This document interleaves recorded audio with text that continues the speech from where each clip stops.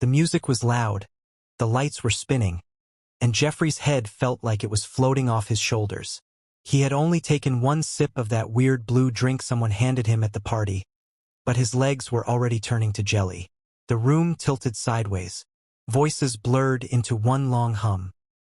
He reached for the wall, but his hand found nothing but air. "Whoa, hey, kid's going down." That was the last thing Jeffrey heard before everything went dark. When his eyes fluttered open again, the music was gone. So was the crowd. Instead, he was looking up at three faces he had never seen before in his life. Three pairs of eyes. One sharp and golden, one calm and gray, one warm and brown. Were all staring down at him with the kind of worry you'd expect from someone who just found a lost puppy in the rain.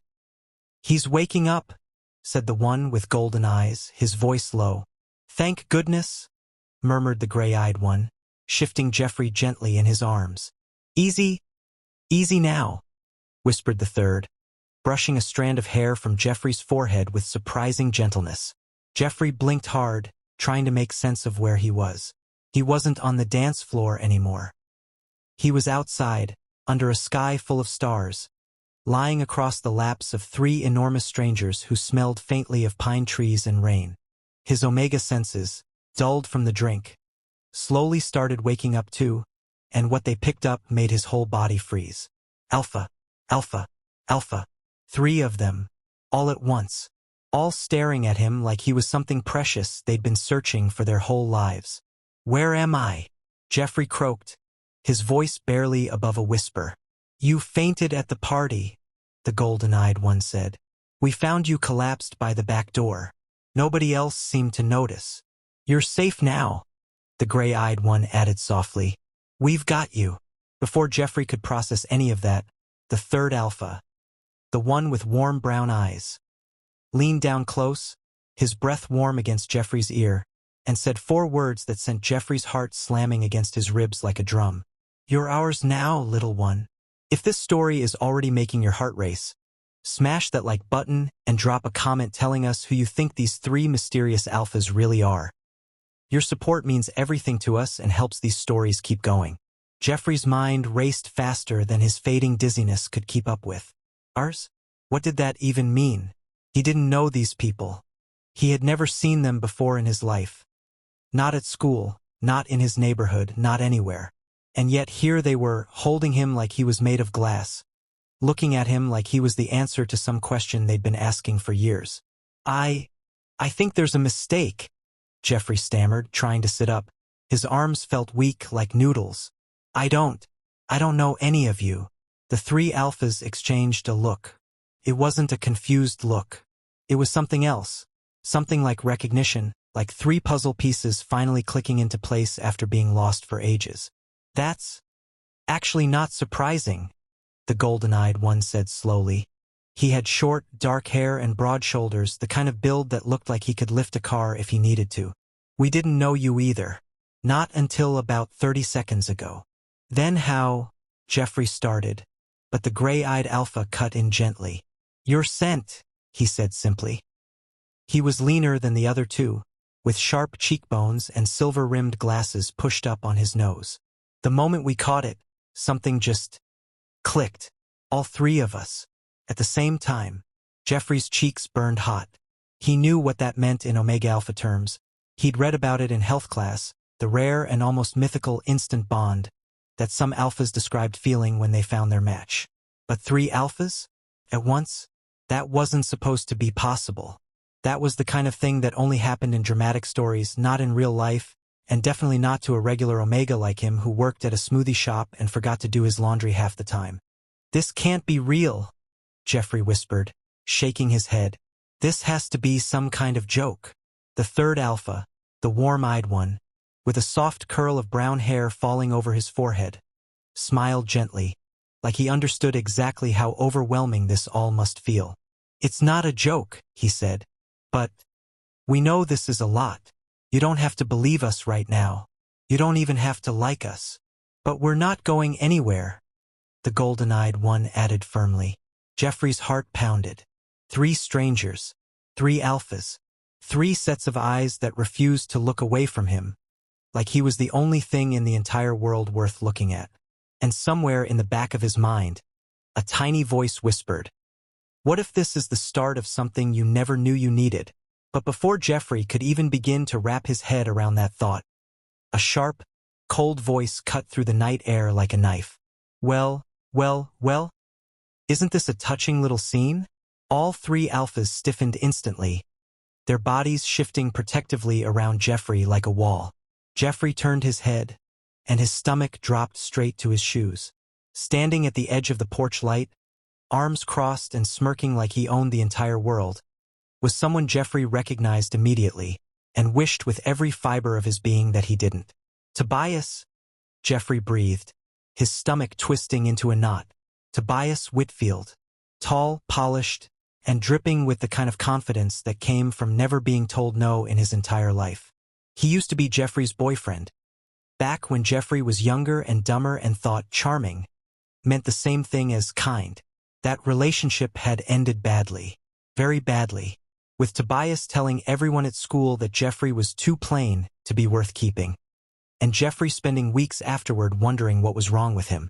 Now Tobias stood there, looking far too pleased with himself, his eyes flicking over the three massive alphas surrounding Jeffrey like he'd just stumbled onto the juiciest gossip of the century. "I leave for 1 semester and come back to find little Jeffrey surrounded by not 1, not 2, but 3 alphas?" Tobias chuckled, stepping closer. "Color me impressed. Didn't know you had it in you. Who is this?" the golden-eyed alpha asked, his voice dropping into something low and dangerous. "Oh, don't mind me," Tobias said breezily, waving a hand. "Just an old friend. Isn't that right, Jeffrey?" Jeffrey's jaw tightened, but he didn't answer. His throat felt tight, like there were words stuck there that refused to come out. "He doesn't look like he agrees with that description," the gray-eyed alpha said coolly, adjusting his glasses. There was something sharp in his tone now, something that made Tobias's smile falter, just slightly. "It's fine," Jeffrey said quickly, finally finding his voice. He pushed himself up a little straighter, even though his legs still felt wobbly. "He's nobody.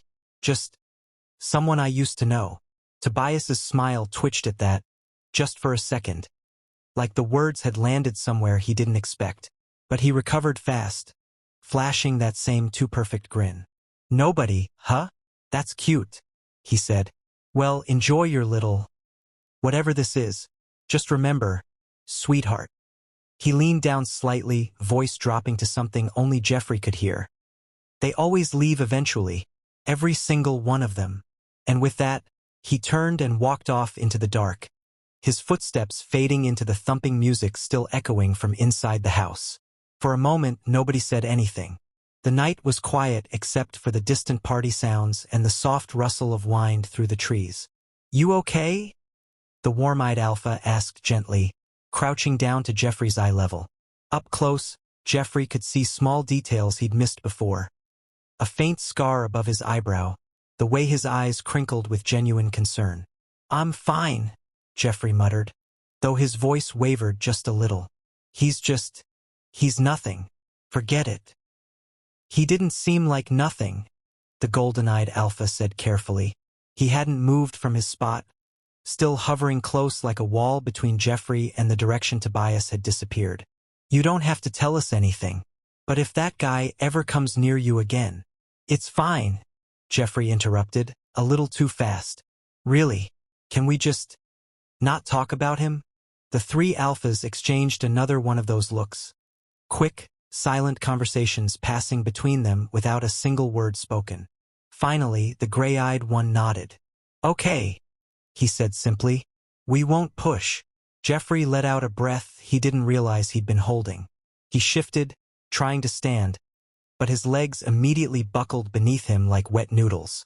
Before he could even yelp, strong arms caught him. Golden-eyed alpha on one side, warm-eyed on the other, gray-eyed steadying him from behind. "Easy there," the golden-eyed one said, a small smile tugging at his lips. "One step at a time, yeah?" "I can walk," Jeffrey protested weakly, even as his body leaned into their support without his permission. "Sure you can," the warm-eyed alpha teased gently, And for the first time that night, Jeffrey heard something he hadn't expected: laughter. Soft, warm, genuine laughter, bubbling up from all three of them at once. It startled Jeffrey so much that he almost forgot to be embarrassed. "What's so funny?" he asked, frowning. "Nothing," the gray-eyed alpha said, though the corner of his mouth was twitching upward too. "It's just, this is the strangest first meeting any of us have ever had." "Tell me about it," Jeffrey muttered. But he found himself smiling too, just a little. They helped him toward a bench near the edge of the yard, away from the noise and chaos of the party. The night air was cool and crisp, carrying the scent of grass and distant flowers. Jeffrey sat down carefully, the three alphas settling around him like guards. Though guards didn't feel quite like the right word anymore. Felt more like company. Comfortable, warm company. "So," Jeffrey said after a moment, glancing between the three of them, "I guess I should know your names? Since apparently we're whatever this is now." The golden-eyed alpha chuckled. "Fair point." "I'm Atlas." "Desmond," said the gray-eyed one, pushing his glasses up again. "And I'm Bram," the warm-eyed one finished, offering Jeffrey a small, genuine smile. Atlas, Desmond, Bram. Three names, three completely different personalities. And yet somehow, sitting here with them, Jeffrey didn't feel the panic he probably should have been feeling. Instead, there was something else. Something warm, settling low in his chest, like the first sip of hot cocoa on a cold day. "Jeffrey," he said quietly. "My name's Jeffrey." "We know," all three said at the exact same time, then immediately looked at each other, startled. Jeffrey burst out laughing before he could stop himself. The sound surprised even him. Bright and unguarded, the first real laugh he'd had in weeks. The three alphas stared at him for a moment, like they'd just witnessed something incredibly rare, before all three of them started laughing too. For a few minutes, they just sat there together, laughing at nothing and everything, the tension from earlier slowly melting away into the night air. But just as the laughter started to die down, Bram's expression shifted. He tilted his head slightly, like he was listening to something far away. "Did you guys hear that?" he asked quietly. Atlas and Desmond both went still immediately, their playful expressions vanishing in an instant. "Hear what?" Jeffrey asked, suddenly nervous again. "Footsteps," Desmond said slowly, his eyes narrowing toward the tree line at the edge of the yard. "Coming this way. Fast." Jeffrey's heart started pounding again. But this time, it wasn't from butterflies, because emerging from the shadows of the trees, illuminated by the dim porch light, was a face Jeffrey recognized, but not one he ever expected to see again. And judging by the look on Atlas's face, neither did he. The figure stepped fully into the light, and Jeffrey's breath caught somewhere between his throat and his chest. It was a man, older, maybe in his 50s, with silver streaks running through dark hair and a face that looked eerily familiar. Familiar in a way that made Jeffrey's stomach do a slow, uneasy flip, because that face looked almost exactly like Atlas's, and Desmond's, and Bram's. "Dad." Atlas's voice came out barely above a whisper, like the word itself was something fragile. The man stopped a few feet away, his eyes sweeping over the three alphas before landing on Jeffrey. Something flickered across his face. Surprise, maybe, or recognition, or both. "So it's true," the man said slowly. His voice was deep, gravelly, like he hadn't used it in a while. "The pull. All three of you to the same Omega. I didn't believe it when I heard." "But, heard from who?" Desmond asked sharply, stepping slightly in front of Jeffrey without seeming to even realize he'd done it. The older man's gaze flicked toward the house, toward the party still thumping away inside. "Word travels fast in this town, especially when it involves the Holloway triplets." Holloway. Jeffrey's mind spun. So that was their last name. Atlas Holloway, Desmond Holloway, Bram Holloway. Triplets apparently, though now that Jeffrey looked closer, he could see it. The same strong jawline, the same build, just different. Like three versions of the same song played in different keys. "Why are you here?" Bram asked, his usually warm voice now cool and guarded. You haven't shown up in years. I'm not here to cause trouble, the man said, holding up his hands slightly. I needed to see for myself. The bond pull happening to triplets at once. It's rare. Rarer than rare. It hasn't happened in our family in 3 generations. And that's supposed to mean what to us? Atlas's voice had an edge to it now, sharp and cold in a way Jeffrey hadn't heard from him before. The man's eyes shifted to Jeffrey again, studying him carefully. It means he's important. More important than any of you realize. That's not your business, Desmond said firmly, his hand resting lightly on Jeffrey's shoulder. Not possessive, just protective, steady. The man held their gazes for a long moment, then sighed, running a hand through his graying hair. I'm not here to take him from you, if that's what you're thinking. I just wanted to warn you. There are people who know about bonds like this. People who'd want to use it for political gain, for status. The Holloway name carries weight, and a triple bond Omega would make headlines in certain circles. Jeffrey's stomach twisted uncomfortably. Wait, people would want to use me? Not if we have anything to say about it, Bram said immediately, his voice firm despite its usual gentleness. The man nodded slowly, like he'd expected that answer. Just be careful. Both of you, all of you. That's all I came to say. He turned to leave, then paused, glancing back at Jeffrey one more time. For what it's worth, I'm glad it's someone like you. You have kind eyes. And then he was gone, disappearing back into the shadows of the trees as quickly as he'd appeared. For a long moment nobody spoke. The night air felt heavier somehow, like the conversation had left an invisible weight hanging over all of them. That was a lot, Jeffrey finally said, his voice small. Yeah, Atlas agreed, exhaling slowly. Sorry about that. We haven't seen him in, 6 years? 7, Desmond corrected quietly. He just left? Just like that? Jeffrey asked, glancing between the 3 of them. Bram shrugged, though there was something tired in the gesture. Our parents split when we were kids. He moved across the country, started a whole new life. We don't really talk. That sounds rough, Jeffrey said softly, and he meant it. He knew a little bit about absent parents, about people who were supposed to stick around but didn't.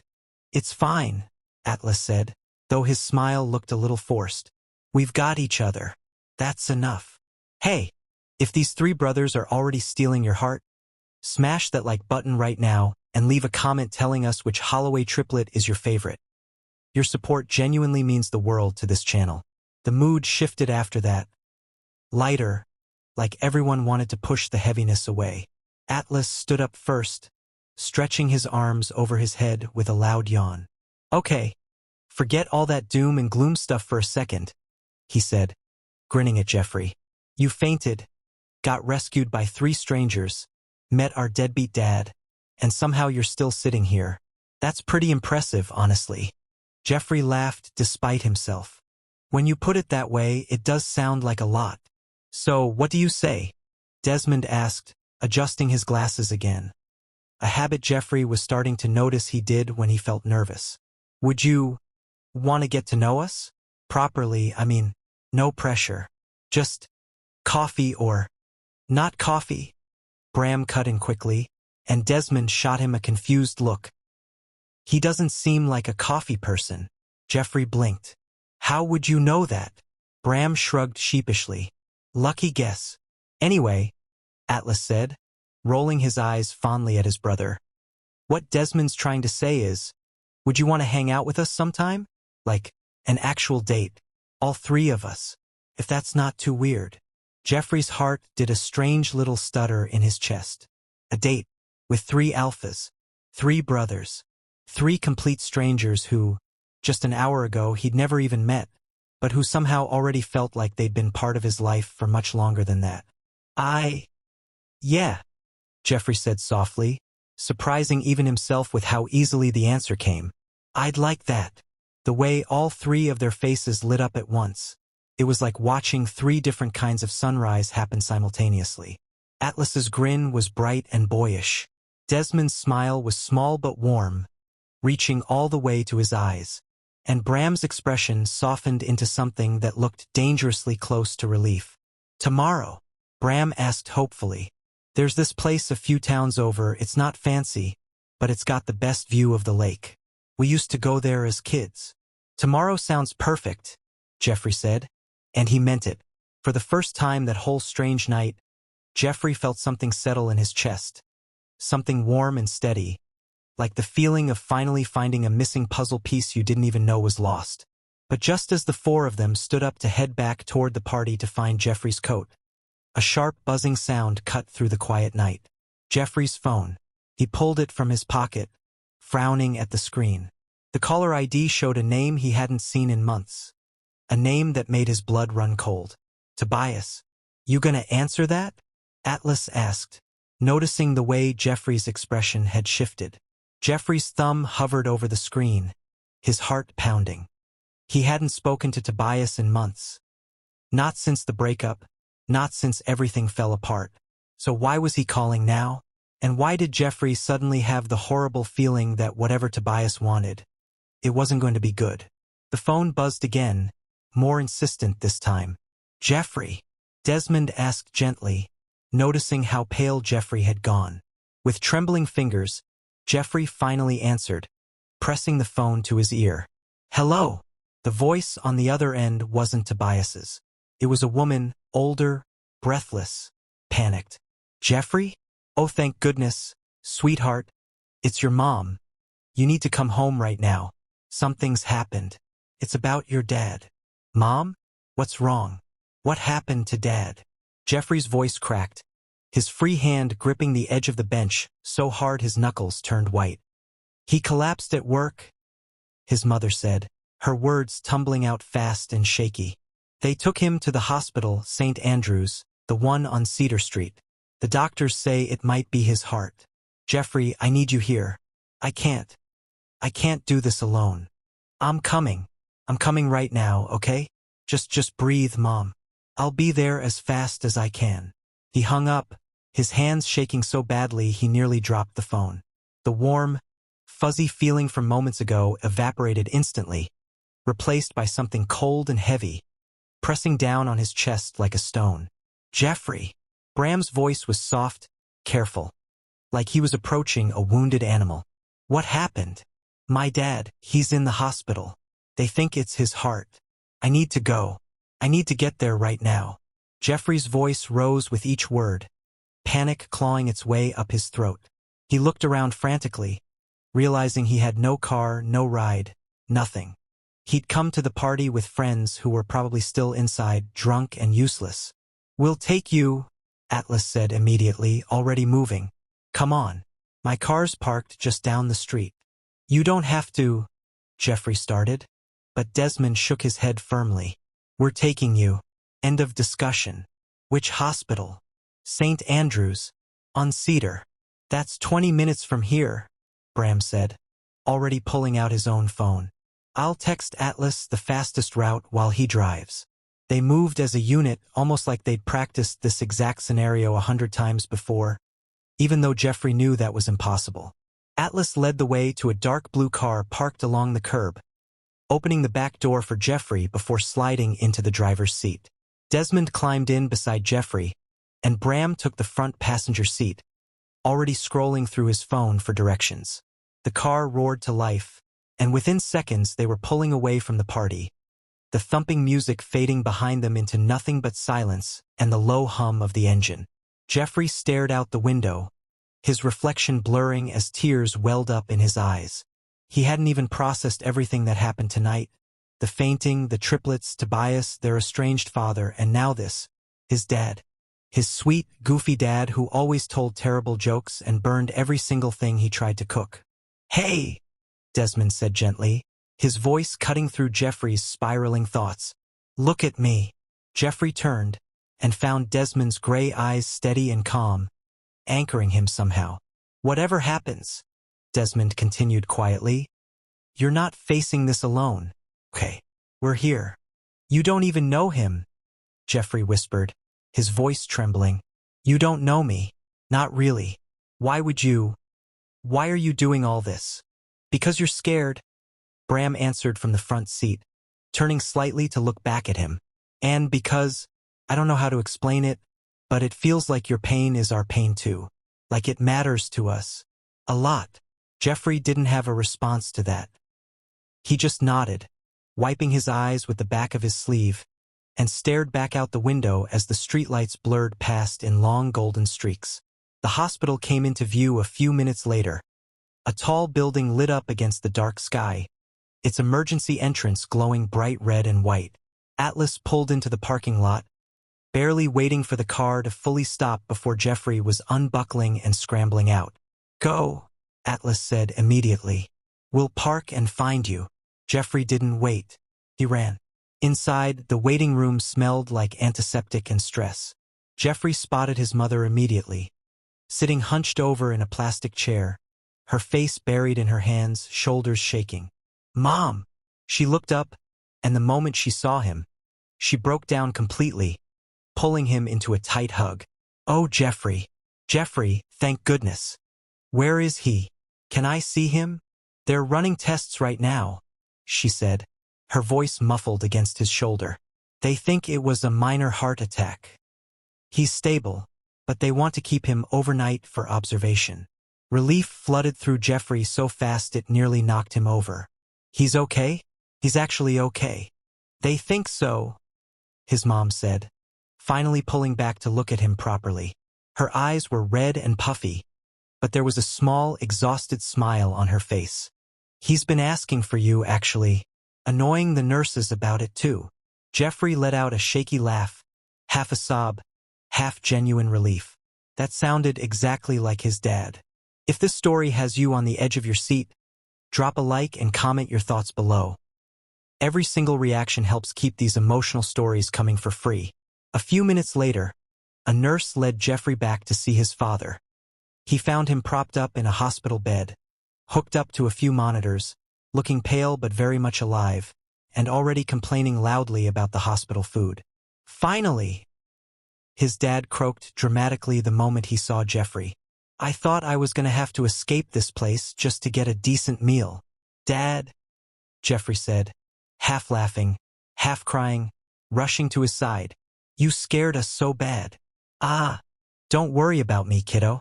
Takes more than a little chest flutter to take down your old man." He patted the side of the bed, and Jeffrey sat carefully, holding his dad's hand tight. They talked for a while, Jeffrey filling him in on everything except, well, the Triplet Alpha part of his night, which he figured could wait for a less stressful time. His dad teased him gently about leaving a party early, completely unaware of just how eventful that party had actually been. Eventually, the nurse came back to say visiting hours were ending soon, and Jeffrey reluctantly said goodnight, promising to come back first thing in the morning. When he walked back out into the waiting room, he found Atlas, Desmond, and Bram sitting in a row of chairs, looking slightly out of place among the hospital's sterile white walls. But they all stood the second they saw him. "He's okay," Jeffrey said, his voice still a little shaky from the emotional whiplash of the entire night. "It was a minor heart attack. They're keeping him overnight, but he's gonna be fine." "That's amazing news," Bram said, relief washing visibly over his face. "Do you want us to take you home?" Desmond asked gently. "Or stay here with your mom?" Jeffrey glanced toward his mother, who was already gathering her things, looking exhausted but steadier now. "I think I should stay with her tonight. But—" he hesitated, looking up at the three of them. "Thank you. Seriously, you guys didn't have to do any of this." "We wanted to," Atlas said simply, like it was the most obvious thing in the world. Jeffrey's mom approached then, glancing curiously between her son and the three very large, very handsome strangers standing protectively around him. "Jeffrey, sweetheart, who are your friends?" Before Jeffrey could answer, his phone buzzed again. He glanced down automatically and felt his stomach drop straight through the hospital floor. It was a text from an unfamiliar number. "Saw you leave the party with your new little harem. Goo. Does your dad know what kind of person you really are? Maybe I should tell him myself. Hospital room 304, right?" Jeffrey's blood turned to ice. Whoever sent that message knew exactly where he was. Right now. Jeffrey's hands trembled as he stared at the message. The hospital's fluorescent lights suddenly feeling too bright, too harsh. Hospital room 304, right? That was exactly where his dad was. Whoever sent this knew.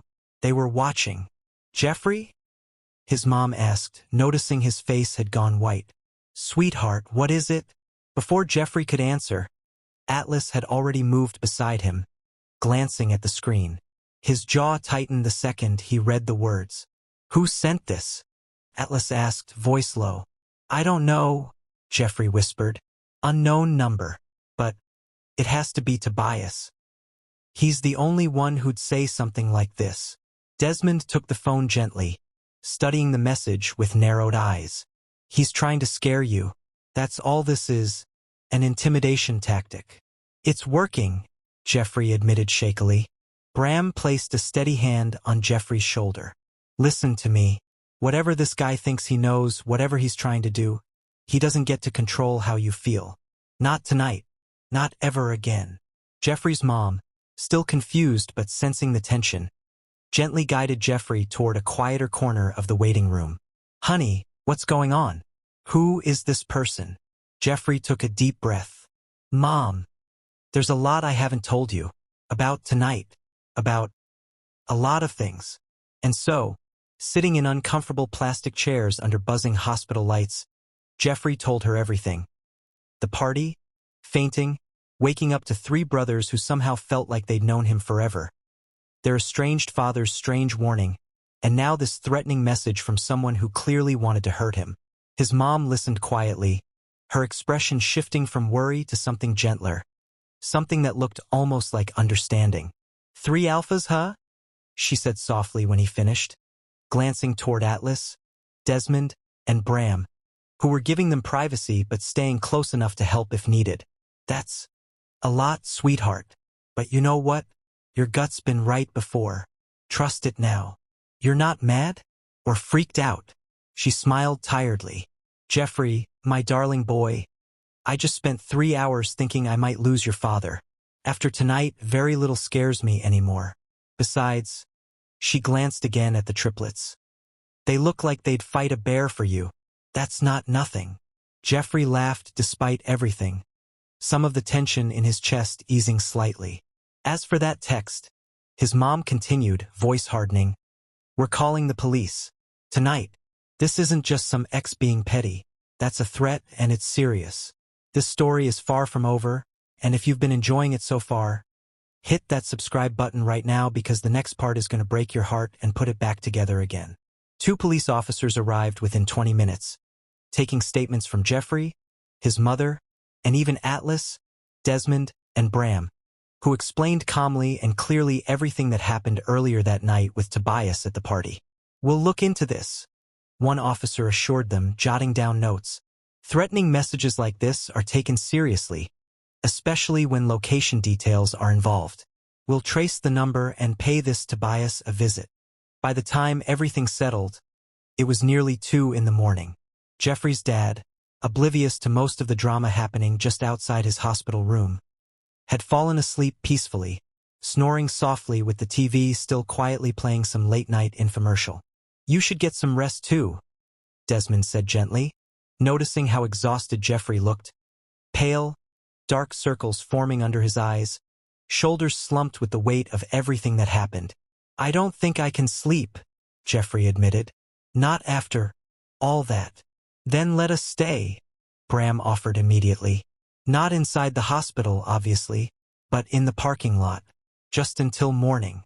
So you know someone's watching out, in case that creep tries anything else. Jeffrey opened his mouth to protest. It felt like too much, too soon, asking 3 strangers to spend the night in a parking lot just to keep him safe. But the words died on his lips.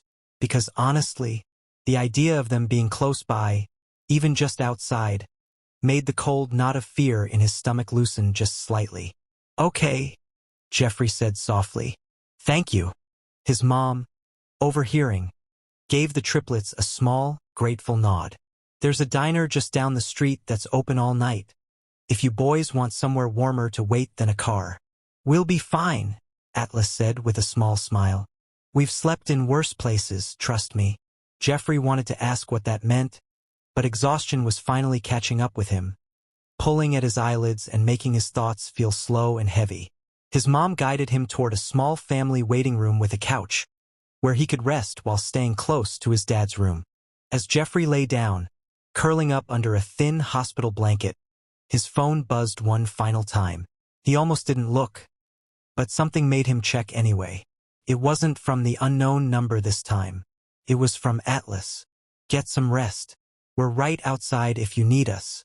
And Jeffrey, today was honestly one of the best days of my life, even with everything that happened. Good night. Jeffrey stared at the message for a long moment, something warm blooming softly in his chest, chasing away the last bits of fear from earlier. He typed back a quick reply before finally letting his eyes close. Good night, Atlas. Thank you for everything. He woke up a few hours later to soft morning light filtering through the hospital windows, and the smell of something sweet and warm nearby. Groggily sitting up, Jeffrey found a small paper bag sitting on the table beside him, along with a note written in messy handwriting. Brought breakfast. Hope you like cinnamon rolls. B. Inside the bag were 3 warm cinnamon rolls, still slightly steaming, the sugary smell instantly making Jeffrey's stomach growl.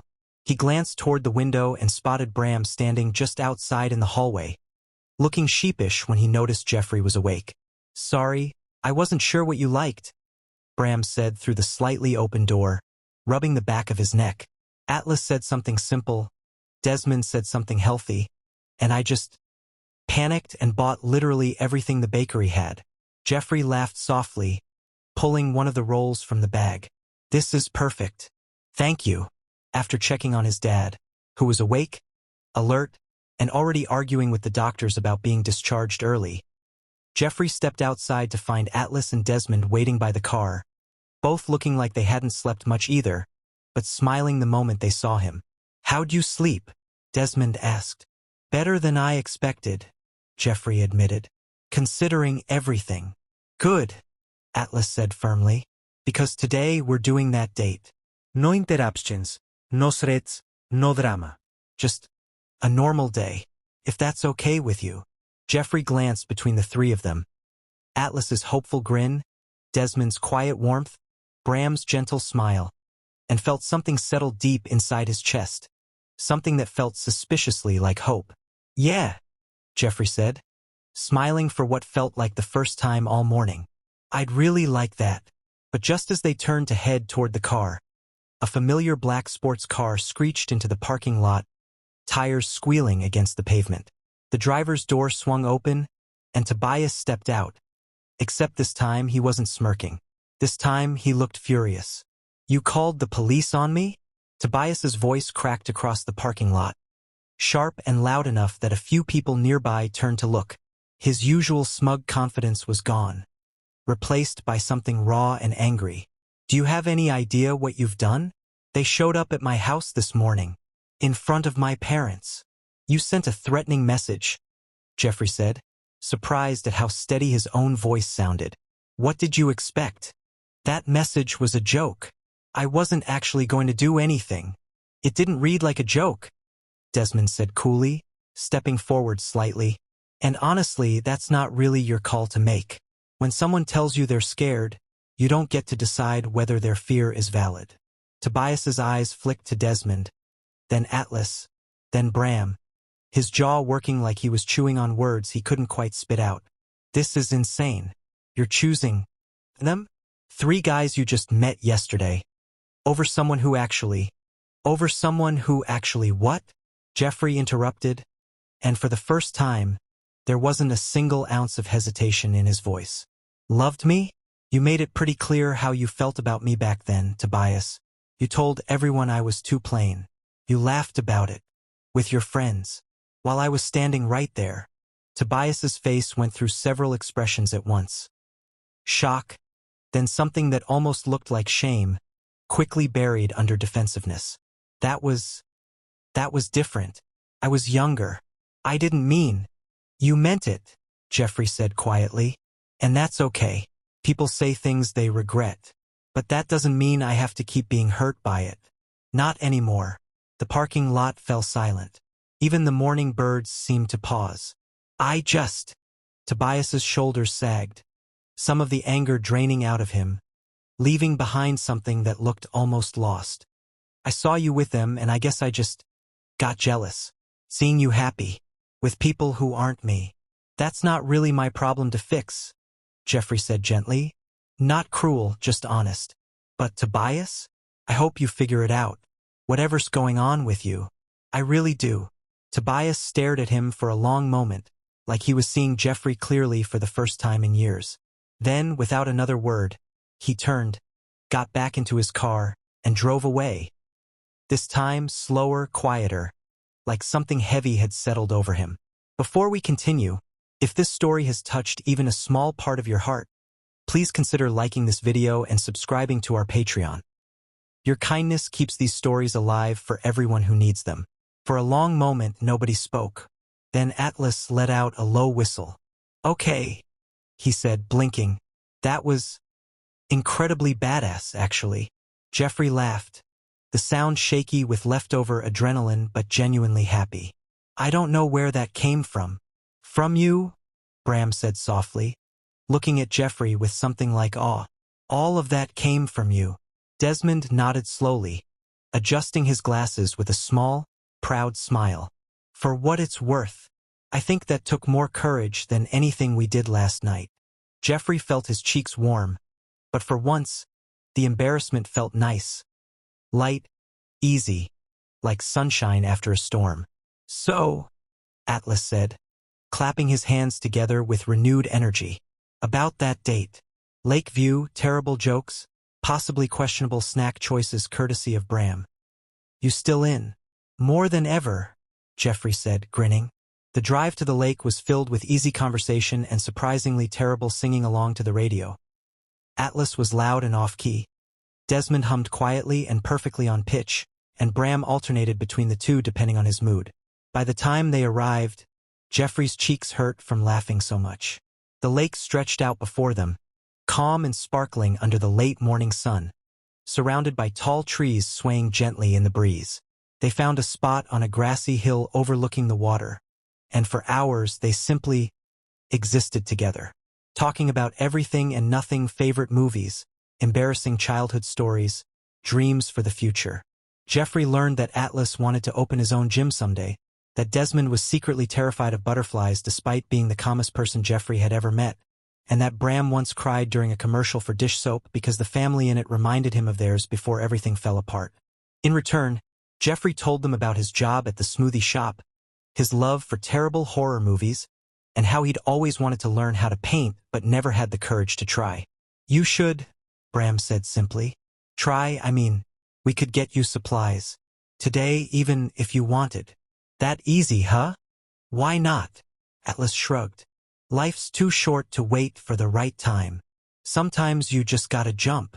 Later that afternoon, true to their word, the four of them found a small art shop in town, where Jeffrey nervously picked out a beginner's painting set while Atlas, Desmond, and Bram argued, loudly and with great enthusiasm, about which colors looked more artistic.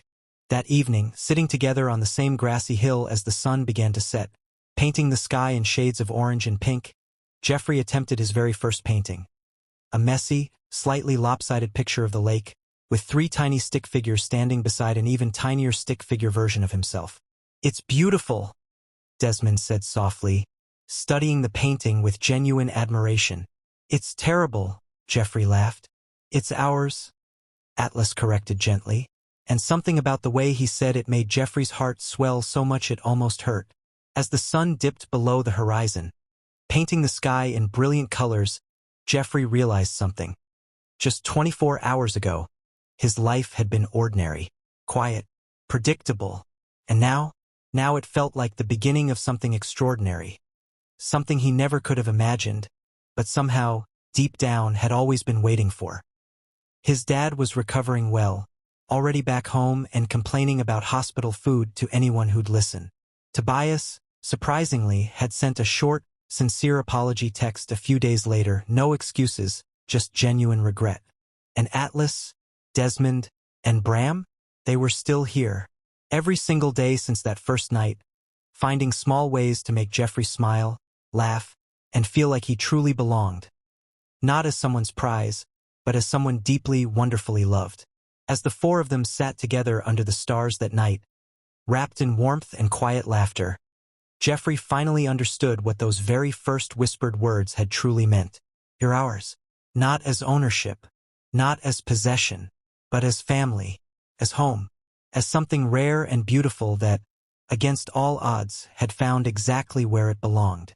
And for Jeffrey, that was more than enough. It was everything he never knew he needed, finally, wonderfully, found. 3 weeks passed, and Jeffrey's life had settled into a rhythm he never knew he'd been missing.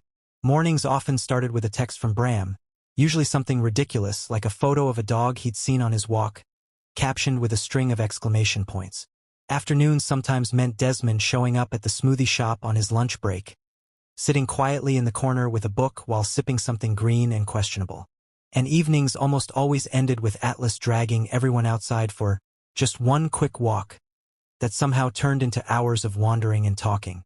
It wasn't perfect. There were small arguments, Atlas and Desmond bickering over directions, Bram accidentally double-booking plans because he forgot to check the group chat. But even the arguments felt warm somehow, like proof that this was real. Not a dream, not too good to be true. Today, the four of them had gathered at Atlas's apartment for what Bram had dramatically dubbed Game Night Extraordinaire. The living room was a mess of board games, snack wrappers, and one suspiciously elaborate blanket fort that Bram insisted was essential for the full experience. Okay, but the rules clearly state. Desmond began, holding up a game manual like it was a legal document. Desmond, it's a kid's board game about pirates. Atlas interrupted, grinning. There are no rules beyond have fun and don't cheat. I'm not cheating. I'm strategizing. You moved my piece when I went to get snacks. That was an accident. Jeffrey, sitting cross-legged on the floor between them, buried his face in his hands, laughing so hard his shoulders shook. You two are like actual children, I swear. He started it, Atlas and Desmond said at the exact same time, then immediately glared at each other for saying the same thing. Bram, peeking out from inside the blanket fort with a bowl of popcorn balanced precariously on his head, simply grinned. This is the best part of my week, just so you all know. Your popcorn is gonna fall, Jeffrey warned, reaching to steady the bowl just as it tipped. Too late. Popcorn rained down over both of them, and for a moment, everyone froze. Then Bram burst out laughing, popcorn stuck in his hair, and soon everyone else joined in, the sound filling the small apartment with warmth. It was in moments like these, silly, small, completely ordinary, that Jeffrey felt the bond between them most strongly. Not in big dramatic gestures, but in shared laughter over spilled popcorn and arguments about pirate-themed board games. A knock at the door interrupted their laughter. Atlas, still picking popcorn out of his shirt, got up to answer it. Hey, did you order? Oh, his voice changed instantly, going stiff and careful. Jeffrey glanced up, curious, and saw a man standing in the doorway. Tall, impeccably dressed, with sharp features and a smile that looked practiced rather than genuine. Atlas, it's been ages, the man said smoothly, stepping inside without waiting to be invited. His eyes swept the room, landing briefly on Desmond and Bram before settling on Jeffrey with obvious curiosity. And who's this? Reed, Atlas said flatly, clearly not thrilled. What are you doing here? Can't an old friend stop by? Reed asked, flashing a smile that didn't quite reach his eyes. He moved further into the room, settling onto the couch like he owned the place, completely unbothered by the obvious tension. I heard through the grapevine that the Holloway brothers finally found their match. Had to see it for myself. How did you even know where I live? Atlas asked, arms crossed. You're not exactly hard to find, darling, Reed said breezily, then turned his attention fully toward Jeffrey, his smile widening. So you're the one who's got all three of them wrapped around your finger. Impressive. Reed, Desmond said warningly, his voice cool. What? I'm just being friendly, Reed said, though the glint in his eyes suggested otherwise. He leaned slightly toward Jeffrey. You know, I've known these three for years. Practically family. If you ever need insider information, I'm happy to share. That's not necessary, Bram said, his usual warmth completely absent from his voice. Reed raised both hands innocently. Just offering. No harm in that, is there? The tension in the room had shifted dramatically. The easy laughter from moments ago replaced by something tight and uncomfortable. Jeffrey glanced between the three brothers, noting how each of them had subtly positioned themselves. Atlas standing protectively near the door, Desmond's jaw tight, Bram's usually relaxed posture now rigid. We were actually in the middle of something, Atlas said pointedly. So if you don't mind. Of course, Reed said, standing smoothly. But before leaving, he turned back to Jeffrey one more time, his smile sharp. It was lovely meeting you, Jeffrey. I'm sure we'll be seeing much more of each other. The door closed behind him, and for a long moment, nobody spoke. Who was that? Jeffrey finally asked. Someone we used to know, Desmond said carefully. Back in college. He's complicated. He used to date Atlas, briefly, Bram added, glancing at his brother. It didn't end well. It ended badly, Atlas corrected, running a hand through his hair. He's manipulative. Always has been. I don't trust him for a second. If the story has you hooked, please like this video and leave a comment about what you think Reed is really planning. Your engagement genuinely helps this story reach more people who need it. That night, after Desmond and Bram had left, Jeffrey found himself alone with Atlas, helping clean up the aftermath of game night. The mood had shifted, quieter now, more thoughtful. Hey, Jeffrey said softly, breaking the silence. Are you okay? With Reed showing up like that? Atlas paused, holding a stack of board games, then set them down with a sigh. Honestly, it threw me off more than I expected. I thought I was past all that. You don't have to be past something for it to still affect you, Jeffrey said gently. That's allowed. Atlas looked at him for a long moment, something soft and grateful flickering across his face. How do you do that? Do what? Say exactly the right thing every time, even when you don't realize you're doing it. Jeffrey felt his cheeks warm. I don't know. Maybe it's just easy with you guys. All of you. Atlas smiled, stepping closer, close enough that Jeffrey could feel the warmth radiating from him. Jeffrey? Can I tell you something? Yeah, of course. That night at the party, when we first found you, I've never felt anything like that before. Not just the bond pull thing, but the moment I saw your face, even unconscious, even scared, something in me just settled. Like I'd been looking for something my whole life without realizing it. And suddenly, there it was. Jeffrey's heart pounded, warmth spreading through his chest. Atlas. I just wanted you to know that, Atlas said softly. Whatever happens with Reed, with anything, that feeling hasn't changed. It won't change. For a moment, they simply stood there. The quiet apartment wrapped around them like a blanket, the warmth between them palpable, unspoken but understood. Then Atlas's phone buzzed sharply, breaking the moment. He glanced at it, and his expression darkened instantly. What is it? Jeffrey asked, concern lacing his voice. Atlas turned the screen toward him silently. It was a message from Reed, attached to a photo. A photo of Jeffrey, taken earlier that evening through the apartment window, completely unaware he was being watched. The caption beneath it read simply, "Such a pretty little thing. I wonder how long it'll take before he realizes you three aren't enough." Jeffrey stared at the photo, his stomach twisting uncomfortably. He was watching us? Through the window.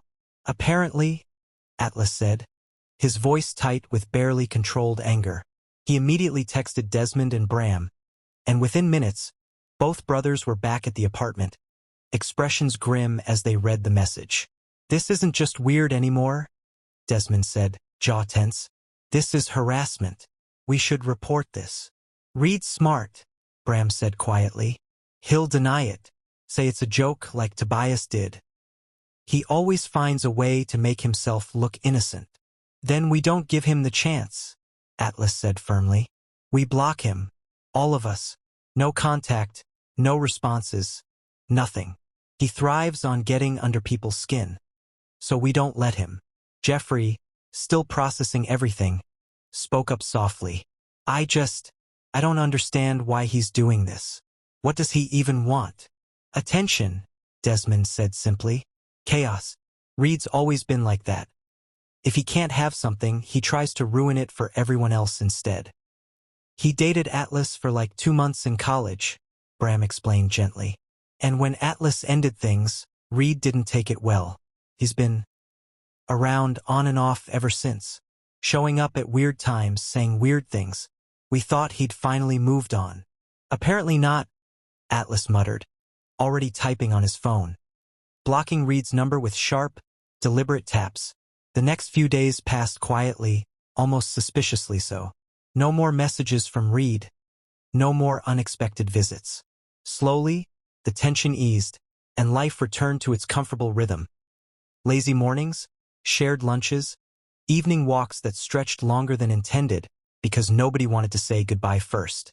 One afternoon, Jeffrey arrived at the smoothie shop for his shift, only to find Desmond already there, sitting at his usual corner table, except this time he wasn't reading.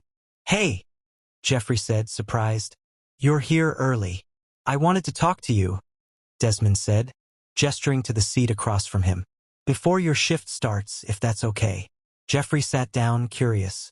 Desmond seemed nervous, fidgeting with his glasses, a habit Jeffrey had grown familiar with. I've been thinking, Desmond began slowly, about Reed, about everything that's happened these past few weeks. And I realized I never properly told you how I feel. About you. About us. Desmond, you don't have to. I want to, Desmond interrupted gently. Atlas told you about that night, didn't he? How he felt when we first found you. Jeffrey nodded. For me, it was different, Desmond continued. I'm not naturally expressive like Atlas or Bram. I tend to overthink things, analyze everything to death. But that night, for the first time in years, I didn't think. I just felt. And it scared me, honestly. Feeling something that strongly, that suddenly, for someone I just met. Scared you how? I've always been the careful one, Desmond admitted. The one who plans everything, who needs to understand things before trusting them. But with you, none of that mattered. I just knew. And that terrified me, because I'd never trusted anything that completely before. Jeffrey reached across the table, gently placing his hand over Desmond's. And now? Are you still scared? Desmond looked down at their hands, then back up at Jeffrey, something soft and warm in his gray eyes. Now, I think I understand. Some things don't need explanations. They just are. And you, Jeffrey, you're one of those things.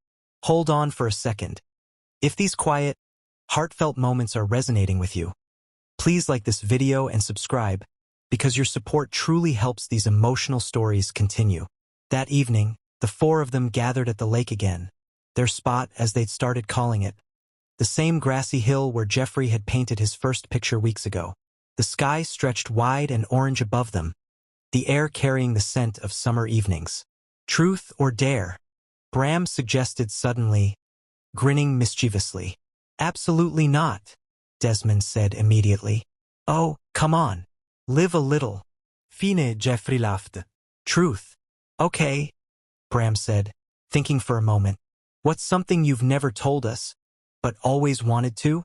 Jeffrey hesitated, the playful mood shifting slightly into something more thoughtful. Honestly, before all this, before the party, before you guys, I used to feel really invisible, like I was just background noise in everyone else's life. Tobias made that worse, but even before him, I never really felt like I mattered. Not really. The playful atmosphere quieted instantly, all 3 brothers looking at Jeffrey with something gentle and serious. You matter, Atlas said firmly, no hesitation at all. More than you know. You're the loudest, brightest thing in our lives now, Bram added softly. Trust me. Invisible is the last word any of us would use to describe you. You're not background noise, Desmond said quietly. You're the whole reason the music makes sense now.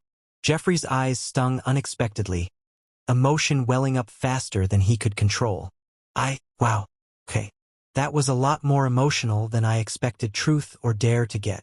Everyone laughed softly, the tension breaking gently. My turn, Jeffrey said, wiping his eyes, smiling. Truth or dare, Atlas? Dare. Obviously.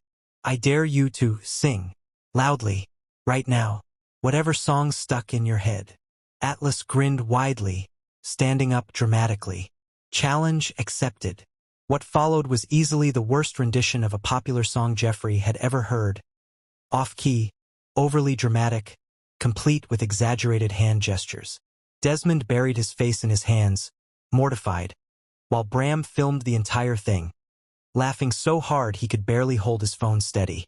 By the time Atlas finished, all four of them were laughing so hard their stomachs hurt, tears streaming down their faces. Not from sadness this time, but from pure, uncontainable joy. As the laughter died down, Bram's phone buzzed. He glanced at it casually, expecting nothing important, but his expression shifted instantly, smile fading. What is it? Desmond asked, noticing immediately. Bram turned the phone around slowly, showing them all. It was an email, official-looking, addressed to all three brothers. The subject line read, Invitation. Holloway Family Charity Gala, honoring estranged reconciliation. Our dad's hosting a charity event, Bram said slowly, and he's invited all of us, publicly, as a reconciled family. That's weird, Jeffrey said carefully. Didn't he say he wasn't trying to insert himself back into your lives? That's exactly what he said, Atlas muttered, frowning at the email. There's more, Bram continued, scrolling down. His face paled slightly.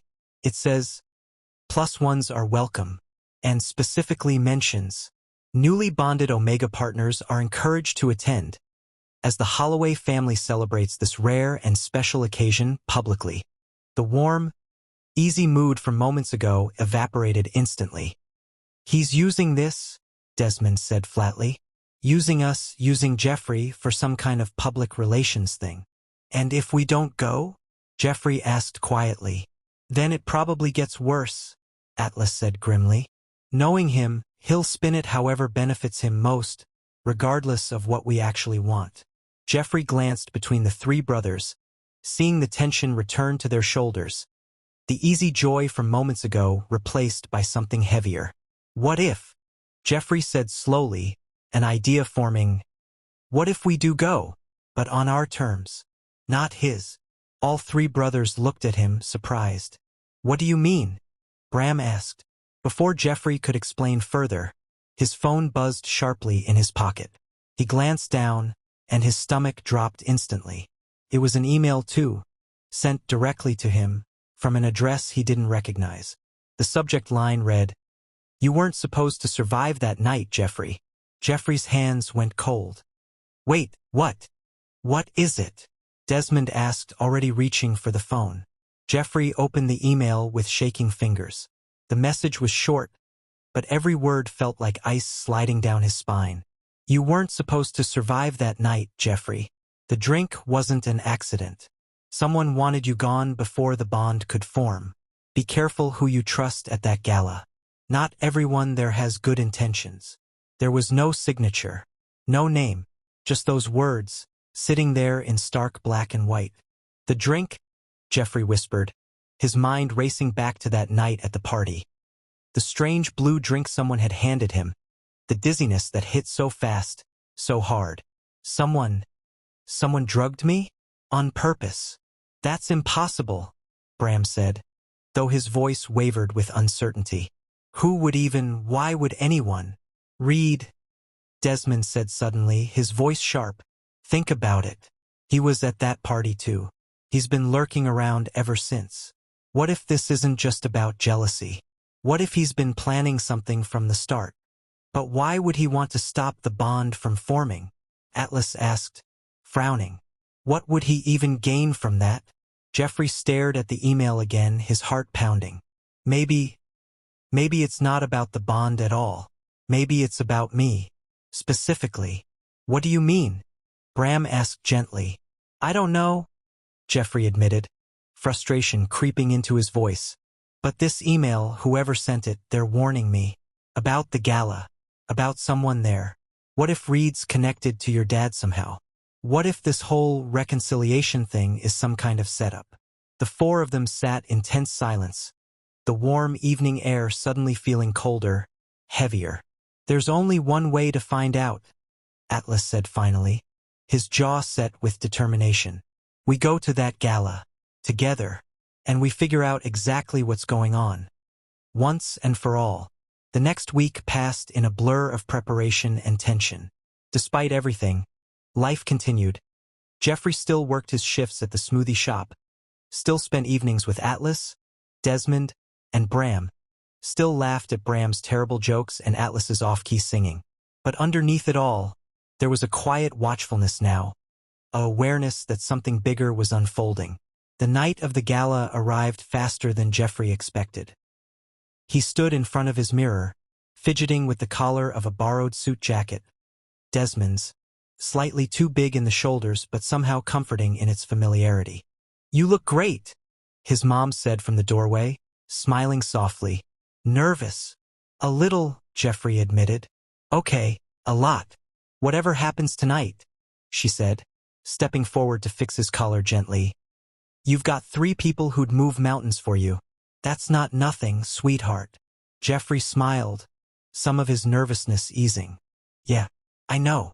A car pulled up outside, not Atlas's usual beat-up sedan, but something sleek and unfamiliar, clearly arranged for the occasion.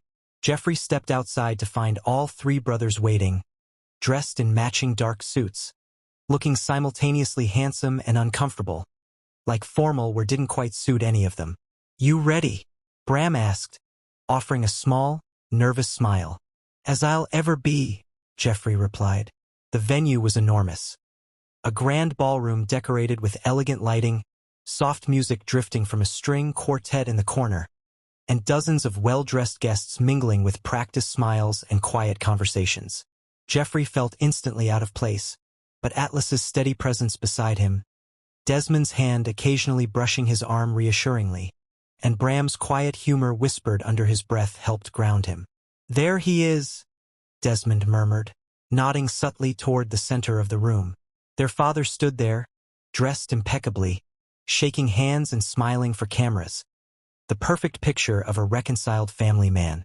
When he spotted his 3 sons and Jeffrey approaching, his smile widened, though something behind his eyes flickered with calculation. Boys, and Jeffrey, wonderful to see you again, he said warmly, loud enough for nearby guests to hear. Come. There are some people I'd love for you to meet. Dad, Atlas said evenly. We need to talk, privately. Of course, but first. Now, Desmond said firmly, his usually calm voice carrying an edge that made several nearby guests glance over curiously. Their father's smile tightened slightly, but he nodded, gesturing toward a quieter hallway just off the main ballroom. Once they were away from prying eyes and ears, his polished demeanor shifted slightly, not gone, but less performative. What's this about? He asked, voice lower now. Jeffrey received a threatening email, Bram said bluntly, saying he wasn't supposed to survive that night at the party, that his drink was tampered with on purpose. Their father's expression shifted, surprise, then something darker, something that looked uncomfortably close to recognition. You know something, Desmond said immediately, catching the shift. Don't you? I may have heard rumors, their father admitted slowly, about someone wanting to prevent the bond from forming. I didn't think it was credible, but you didn't warn us anyway, Atlas said flatly, even though you came to find us that night specifically because of this bond. You knew something was wrong, and you said nothing. I didn't have proof, their father said defensively. I didn't want to cause panic over unconfirmed rumors. Who told you these rumors? Jeffrey asked quietly. Their father hesitated, glancing toward the ballroom, then back at the 4 of them. Reed Castellan. He's the one who mentioned it to me weeks ago. Said he'd heard something through mutual connections. Someone trying to prevent a triple bond from solidifying. Said it could disrupt certain business arrangements. Business arrangements? Bram repeated sharply. This gala, their father admitted slowly, isn't entirely about reconciliation. There are certain investors here tonight interested in funding a project involving rare bond research. A triple bond Omega would be incredibly valuable for research purposes. The silence that followed was deafening. You used us, Atlas said, voice dangerously quiet. This whole reconciliation thing, it was never about us at all, was it? It was about using Jeffrey, using our bond, for money. It's not as simple as. It's exactly that simple, Desmond cut in coldly. You invited investors here tonight to essentially showcase Jeffrey, like some kind of exhibit. Their father's composure finally cracked, guilt flashing across his face. I didn't think it through properly, all right? I saw an opportunity and I made a mistake. A huge one. I'm sorry. Sorry doesn't fix this, Bram said quietly, anger simmering beneath his usually gentle tone. Sorry doesn't undo putting Jeffrey in danger. Before anyone could respond further, a smooth, familiar voice interrupted from the hallway entrance. Well, this is certainly an interesting conversation to walk into. Reed stood there, dressed sharply, an easy smile playing on his lips, but his eyes were sharp, calculating, watching everyone's reactions carefully. Reed, their father said, surprised. I didn't realize you were here tonight. Oh, I wouldn't miss this for anything, Reed said smoothly, stepping closer. His gaze settled on Jeffrey, something predatory flickering behind his charming smile. After all, tonight's quite important, isn't it? For everyone involved. If this story has gripped you this much, please like this video and leave a comment sharing your theories about Reed. Your support truly helps bring more emotional stories like this to life. What do you want, Reed? Atlas asked, stepping protectively in front of Jeffrey. Want? Reed laughed softly. Atlas, darling, I don't want anything. I'm simply an interested party ensuring certain investments proceed smoothly. You're the one who sent that email, Jeffrey said, suddenly realization dawning. Aren't you? Warning me about tonight. Reed's smile flickered, just slightly. Now, why would I warn you about anything? Because, Jeffrey continued slowly, piecing it together, if something happened to me tonight, if the bond got disrupted somehow, you'd lose your investment opportunity too, wouldn't you? You're not trying to hurt me. You're trying to protect your own interests by making sure nothing else happens to me before tonight's deals are finalized. For the first time, Reed's composed expression slipped entirely, surprise flashing across his face before he quickly masked it again. Clever, Reed said softly, though his voice had lost some of its earlier confidence. Very clever, actually. So you knew, Desmond said slowly, anger building in his voice. You knew someone tried to hurt Jeffrey that night, and instead of warning us, you used that information to manipulate the situation for your own benefit. It's called business, Reed said, though his tone had grown defensive now. It's called being a horrible person, Bram snapped, uncharacteristically sharp. Enough, Atlas said firmly, voice carrying authority none of them had heard from him before. He turned to Reed, eyes blazing. Here's what's going to happen. You're going to walk back into that ballroom, and you're going to tell every single investor here tonight that this entire triple bond research opportunity is officially off the table. Permanently. And if I refuse, then we walk in there ourselves, Desmond said coolly, and explain exactly what kind of person you are and exactly what kind of business arrangements you've been orchestrating. I doubt any investor wants their name attached to coercion and attempted harm. Reed's jaw tightened, calculating expressions flickering rapidly. Finally, with visible reluctance, he nodded stiffly. Fine. Have it your way. He turned sharply and walked back toward the ballroom, his earlier confidence noticeably diminished. Their father stood there, looking smaller somehow, the polished charm completely gone. I really am sorry. For everything. I never should have let things get this far. We know, Bram said quietly, not unkindly. But trust, real trust, takes more than an apology. Takes time. And actions. I understand, their father said softly. ED. I'd like that chance if you're willing. Slowly. No more galas, no more business arrangements. Just actually getting to know each other. And Jeffrey, too, if he's willing. Jeffrey glanced at the three brothers, who looked back at him questioningly, leaving the decision partly in his hands, too. I think, Jeffrey said slowly, everyone deserves a chance to do better, as long as it's genuine. Their father's eyes glistened slightly, nodding gratefully. Thank you, all of you. Later that night, after everything had calmed down, after investors had quietly left, after Reed had disappeared entirely, after their father had promised, sincerely this time, to start rebuilding things properly, the four of them found themselves back at their lake spot, the same grassy hill under a sky full of stars. Quite the night, Bram said, leaning back against the grass with a tired sigh. Understatement of the century, Atlas agreed, chuckling softly.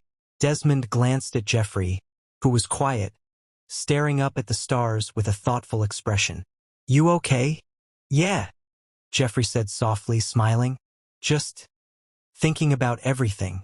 Tonight, the past few weeks, all of it. There's been a lot, but somehow, I wouldn't change any of it. Even the threatening emails and creepy ex-boyfriends? Bram teased gently. Jeffrey laughed. Okay, maybe I'd change those parts. But everything else? The three of you? I wouldn't trade that for anything. Atlas reached over, gently squeezing Jeffrey's hand. Good, because you're stuck with us now. Permanently. Promise? Jeffrey asked softly, looking between the three of them. Promise? All three said together, smiling warmly, as they sat there together, wrapped in laughter, warmth, and quiet promises beneath a sky full of stars. Jeffrey finally understood, completely and fully, what it truly meant to belong somewhere. Not just to be accepted, but cherished. Not just to be loved, but truly seen. And as the stars twinkled brightly above them, casting gentle light over four people whose lives had collided in the most unexpected way, Jeffrey knew, without a single doubt, that whatever challenges lay ahead, they'd face them together. As family, as partners, as something rare and beautiful that fate itself had brought together. Forever. What began as one ordinary night transformed into the start of something neither Jeffrey nor the Holloway triplets ever expected. Proving that sometimes the people meant to find us arrive in the most unexpected moments. Their journey reminds us that healing, courage, and love often come from places we never thought to look. Jeffrey's story shows that no matter how heavy our struggles feel, brighter days and genuine connections are always possible. Thank you for watching this heartfelt story, and may it bring a little warmth and hope into your own life today.